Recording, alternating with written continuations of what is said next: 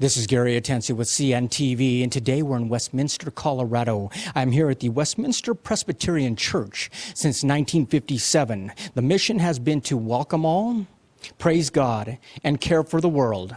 For over 125 years, this location has reached out to the community and beyond. I'm here with Pastor Mike as well as the Elder Sam. Thanks for joining us, guys. Let's start off a little bit about yourself, Pastor.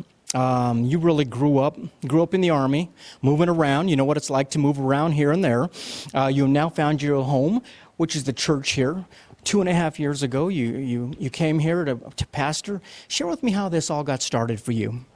Yeah, the church was without a pastor, and various pastors were coming in to do preaching. And when I heard about the open pulpit, I offered to come and preach, and they wanted me to come again, and then they wanted me to come again, and then they gave me the job. That is a great story. Wonderful. They must have liked you for sure. Sam, let me ask you, you're definitely not one to move around for 32 years. This has been your church family, if you will. Is this a congregation that basically looks at somebody who comes along and decides they wanted him? I guess they went after him pretty well. Yes, it is a congregation. Once we decide on a person we'd like to have on the pulpit, we make the decision pretty quickly and ask that person to serve. That is great. Let me ask you guys, basically this church is rich in history. I mean, we're talking about going back to the 1890s, really, when the first vision for a church to be established here, really it was more of a vision of a school, serving the community here. Why do you think the society needs a friendly place to be near God, possibly more now than it did even back in the 1800s? Great question, Gary. Our times and culture and world events and the situations that all of us face day in and day out really speak to our need to have faith in something and someone bigger than we are. And so we want to celebrate the good news that God loves us, forgives us in Jesus Christ, and gives us the power to love and forgive others. Speaking of celebrating the good news, we captured your congregation on probably one of the most important Christian days of the year, which is Easter. Is that a celebration that not only the congregation enjoys, but you continue to enjoy? And why is that really the focus of Christianity? Yeah, the Easter Sunday is, of course, it's about eggs and chocolate and bunnies and getting together with family and meals. But of course, historically, it celebrates the triumph of Jesus Christ over death and his resurrection from the dead. And that's important because his life, his resurrection from the dead, assures us that we share in his life through faith. Wonderful. I mean, when I look in the congregation, I've seen the young kids out there with the Easter eggs. I also seen the elderly in the pews. I see a plaque up on the wall with a good handful of people that, like yourself, Sam, they can go back 50, 60 years that have been a part of this church. Are these folks that have all become your friends? Absolutely. That was one of the main reasons I came here and stayed here, was because it was a welcoming, friendly church home. Not just a church to go to, but really a church home. That is excellent. Let's talk a little bit about the service. The first thing that I can't help but notice, which is very unique to something that you don't see every day, is handbells.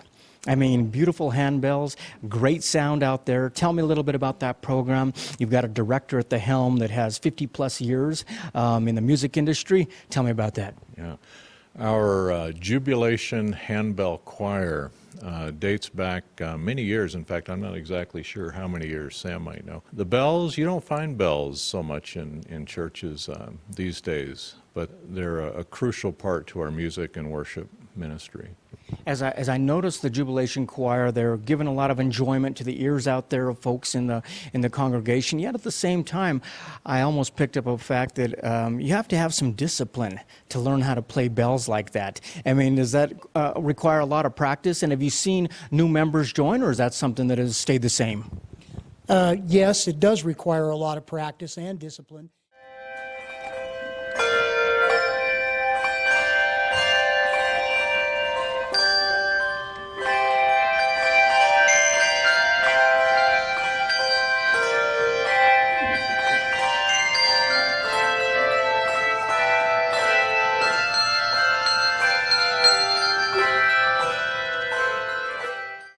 think this last year we did have a new member join the handbell choir, but it's traditionally stayed really the same group of ladies have rung in the choir for quite a while. It was not only enjoyable to listen to for the congregation, but kind of fun to watch as well. I thought it was kind of neat watching that. Presbyterian churches for years, would you say the staple, though, when it comes to music is an organ? And you've got an organist there. Is that something that really goes back for many years? It does go back many years, but today's Presbyterian churches, as well as many other churches, as you and the viewers may already know, embrace a wide variety of musical styles and genres. We prefer a more traditional musical program. Vocal choirs, the bell choir we just spoke about, singing more traditional hymns, but also some modern songs. Organ music, piano, things like that. I was pretty surprised that a great majority, really, of your congregation is involved in the chancel choir. I mean, I walked back there before you introduced me to all of them there. Kind of neat to see them all load up into the sanctuary there. Is that pretty much open to all ages as well? You know, we're open in all of our ministries. In fact, our Jubilation Bell Choir could use a few good men who can hold up the heavy bells, I think. And the chancel choir as well, male and female vocalists are always welcome. We have practice once a week during the choral season, which is September through May in the year, in the life of the church for the church year. I mean, obviously, a couple times of the year that children really enjoy activities, that of Easter and of Christmas. You've got a Christmas pageant where the kids can take part in. Like I said, the Easter egg hunt out back. As a church, are we always trying to reach out to the younger kids to make sure that Christianity isn't a thing in the back view window, but something that goes on in the future? Right. We're the only church in Westminster. As new churches came into the community and began to grow, we saw some of our membership decline. And we remain and we strive to be a church that welcomes all. And we welcome visitors, we introduce visitors, we reach out to the community in a lot of different ways through different ministry programs, including a food bank, a food pantry, and we also invite anybody from the community in once a month for what we call a community dinner, which is free of charge. That is wonderful. Obviously, worship takes place in a beautiful sanctuary there, but I also know you had a nice area here where fellowship takes place. Is that before church or after church? I mean, you've got it set up where people can get together. Has that been an important part of it as well? Right, Gary. Every week after our worship service, we meet here in the library lounge and typically have cake or cookies, coffee, juice, and people sit around and catch up and get better acquainted and enjoy fellowship and a social time. I think that's an important part for church. Like you say, you were looking for something that felt like a family. I imagine there's people out there that are looking for church as well. Church is always beyond the four walls here, always trying to be out in the community. You mentioned before that of the fish food bank. You've even got missions across the world. I mean, blanket programs, Habitat for Humanity. Is it important that you are all basically contributing to those as well? Absolutely. Westminster Presbyterian has been involved in missions for decades. And as you said, blankets for those in need. We support an orphanage in Zimbabwe, located in Africa. And in fact, a couple of us are going to be riding in the cycling event, the Elephant Rock Ride down in Castle Rock in a couple of weeks. And we raise funds for the orphans in Zimbabwe. Sam, do you think it's important for to be a part of a family like this, for members to donate their time, get involved, and really try to find a part of the program that would fit them and benefit them as well? Absolutely. That's really the good news of the gospel, is that we are here to serve our fellow man. So, and we have many ways, many levels that our members can serve in. They can find their passion in whatever mission and serve at whatever level they're capable of. That is excellent. Viewers, take a look at the bottom of the screen right there. What you're going to see is their website. On the website, take a look at the service schedule there. They've got a calendar, let you know what's going on as well. This really is a church that has a lot of rich history, dating back all the way to 1892, an original vision of somebody who envisioned a university atop of a hill. It later on, not till the 1953 did they even have a permanent pastor that actually came here. Before that, it was kind of a rotating situation.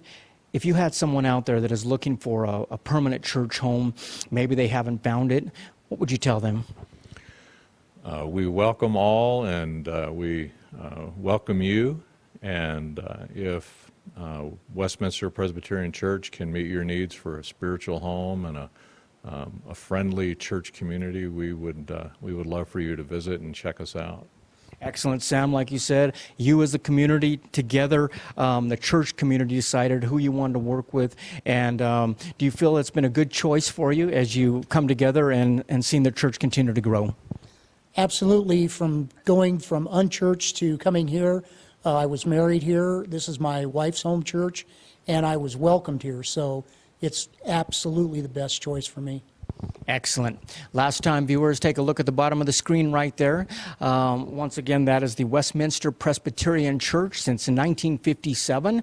A beautiful chapel, beautiful sanctuary, a place to come in, find fellowship, and really understand what the good news is all about. Not only on Easter and not only on Christmas. Remember, this is a Sunday service. You can come every single week. They've got adult education that can take place weekly as well. They've got a community dinner that they host once a month. A lot of programs you can be involved in. Once again, that is Westminster Presbyterian Church. This is Gary Atencio with CNTV. And if you don't know, now you know.